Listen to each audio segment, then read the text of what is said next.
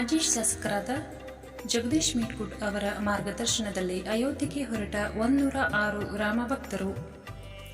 ಭಾರತೀಯ ಜನತಾ ಪಾರ್ಟಿ ಕರ್ನಾಟಕ ಹಾಗೂ ಬೈಲಹೊಂಗಲ ಮಂಡಲ ವತಿಯಿಂದ ಬೈಲಹೊಂಗಲ ಮತಕ್ಷೇತ್ರದ ಸುಮಾರು 106 ಭಕ್ತರು ಇಂದು ಬಾಗಲಕೋಟೆಯ ಮೂಲಕ ಅಯೋಧ್ಯೆಗೆ ಪ್ರಯಾಣವನ್ನ ಬೆಳೆಸಿದರು.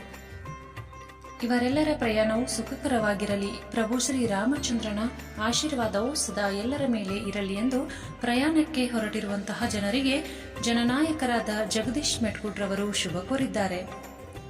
ಇದೇ ಸಂದರ್ಭದಲ್ಲಿ ಜಿಲ್ಲಾ ಕಾರ್ಯದರ್ಶಿಯಾದ ಗುರು ಮೇಟ್ಕುಡ್, ಮಂಡಲ ಅಧ್ಯಕ್ಷರಾದ ಗುರುಪಾದ ಕಳ್ಳಿ, ಉಪಾಧ್ಯಕ್ಷರಾದ ಸುಭಾಷ್ ತುರ್ಮರಿ, ಪ್ರಧಾನ ಕಾರ್ಯದರ್ಶಿ ಲಕ್ಕಪ್ಪ ಕಾರಗಿ, ಶಂಕರ್ ಚೌಡನ್ನವರ್, ಗಿರೀಶ್ ಧಾರವಾಡ್, ಬಸವರಾಜ್ ಕೆಂಚರಾಮನಹಳ, ಮಲ್ಲಪ್ಪ ಬೆಳಗಾವಿ, ಪಕ್ಷದ ಪದಾಧಿಕಾರಿಗಳು, ಕಾರ್ಯಕರ್ತರು ಉಪಸ್ಥಿತರಿದ್ದರು.